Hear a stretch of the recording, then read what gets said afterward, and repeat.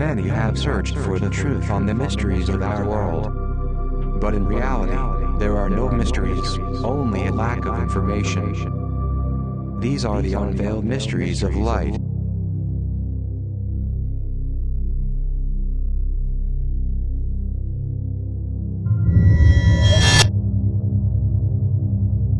The life of the great navigator Christopher Columbus is an entire historical enigma, and I would like to unravel it once and for all, since many people have asked me about him. In the first place, there are doubts about his nationality. Do you mean to the Genoese Columbus? Master, you make me laugh with your fine irony. So he was born in Genoa, without any mystery. That's right. How about his family?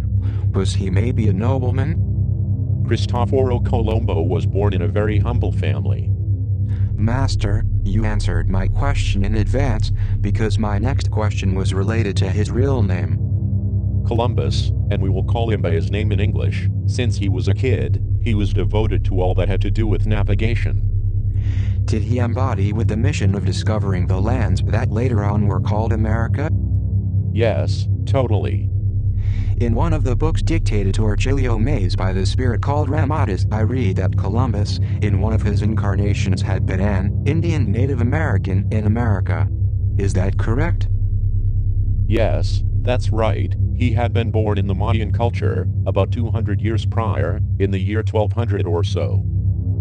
Could that incarnation have influenced him so that he knew that new lands existed beyond the lands already known? In part, yes, since he had visions and even dreams about it.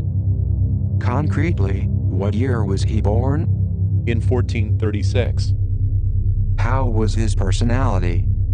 When he was a kid, he had some complexes since he was very short. Then he began changing, his structure became chubbier. He was very criticized about that. He didn't like sports very much and he had many problems of self-esteem. Then he developed his intellect, studying the topic of geography especially. It's not true what people say that in the culture of that time the earth was seen flat like a page. Columbus knew with a total certainty that they won't fall outside of the horizon because he saw that the horizon was curved and that the earth had continuity.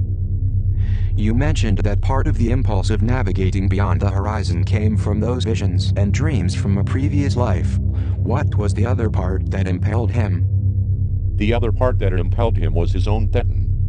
Now I understand. I suppose that the Masters of Light also suggested him ideas in his causal body.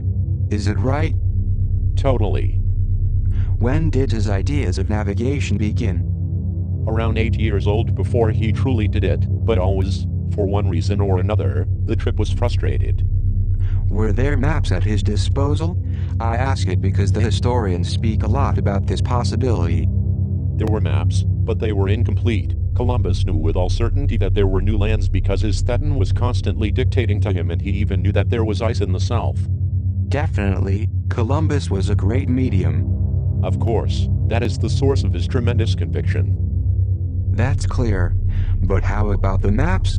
Didn't they give him also assurance? No, not at all. In that time there was no map that could give him the slightest certainty that there were other lands. But didn't he have in his hands the maps of Piri Reis? The maps of Piri Reis are subsequent to Columbus' death, therefore they could never have been in his hands. The real maps of Piri Reis were incomplete and they didn't show new lands. Are you telling me that those maps are false? Correct. I don't understand. The maps that are attributed to Piri Reis are not those that he drew, because they were redrawn by other cartographers who added other geographical data that was already known for sure. The map of Piri Reis that I show you and I got from internet, is it false then? Correct. I repeat that the original maps of Piri Reis were completely lacking adequate information. They didn't indicate new lands at all. Well, I admit that I didn't expect this.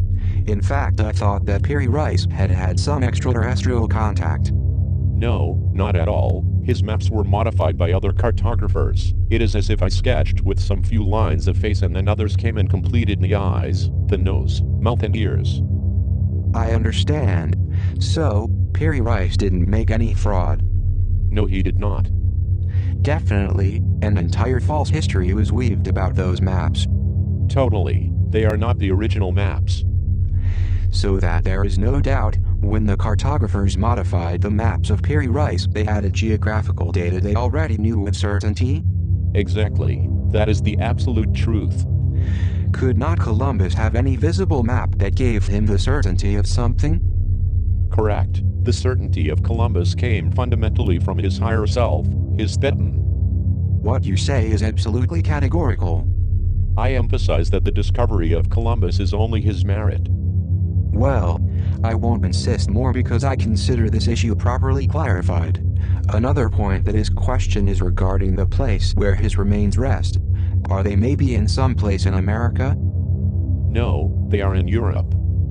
In which place? Near to the place he was born. In Genoa? Correct.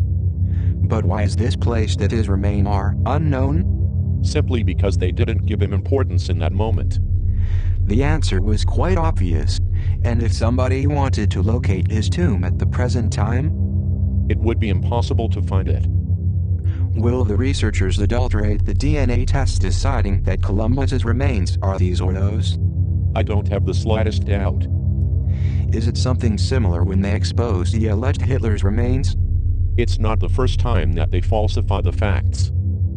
And which country will probably keep the credit, false of course, of having Columbus's remains? The country of Spain. To finish with this issue, how old was he when he died? He was around 70 years old.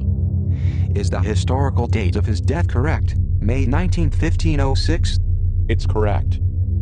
In which country did he die? In Spain. And after that his remains were transferred to the place where he was born? Correct. In the same moment of his death? No, they were transferred sometime after. Do you confirm that with regard to Columbus and his discoveries the extraterrestrials didn't have anything to do with it? I confirm it.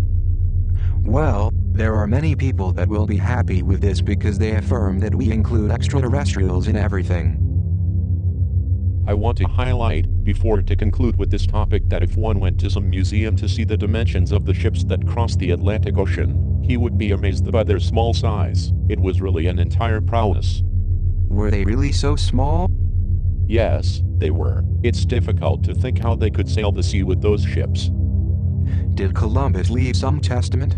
I ask it to know if he had a great fortune when he died, since it is another questionable topic. No, he didn't have a great fortune. Did he die poor? Not completely poor, but what he had was not enough to leave big things in his testament. Why has so much mystery appeared where there is no mystery? Are the spirits of error behind this? The spirits of error are always there, but also at the ego of the incarnated being that sees a mystery everywhere. During his voyage, did Columbus see extraterrestrial ships? He saw lights, and he knew positively that they were not from this world. Besides, he confirmed it when he arrived to his destination because the natives insinuated him, from the beginning when they could communicate with him, that they had seen taller and blonde gods. Did Columbus intuit that they were extraterrestrials? Correct. It is true what he recorded in his writings that he saw mermaids and he found them quite ugly? Yes, it is true. They are the same type of mermaids that you have in your webpage. And sea monsters, did he also see them? Yes, but they were extraterrestrial holographic projections. And the purpose? To discourage the trip. What was the reason? Divide and you will conquer. I understand. Is there something more about Columbus? No, because the fundamental thing is this. Whosoever wants to find out more, he can appeal to history books, but those that are serious, not those that invent myths to make money. To conclude, how did Columbus persuade the kings of Spain to make his trip? He showed them outlines. He spoke of possibilities to them, that the world was circular and that it could be much easier to travel to eastern countries by sea. He had many doubts on the subject, because in his intuition, the revelations of his Thetan, he had the certainty that there were new lands, but in his rational mind, his earthly common sense, let us call it like that, he thought that he would arrive by sea to the east, without traveling thousands of kilometers by land. Do you mean the famous phrase, to colonize the Indies?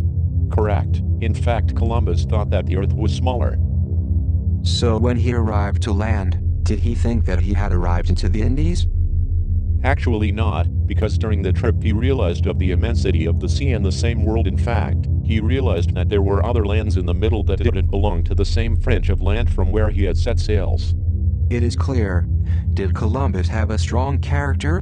Yes, he truly had it. By the way, was there some mutiny on board? Yes, the sailors tried to revolt twice because they thought that they would sink, especially when there were storms. The voyage was not easy for him then. Not at all.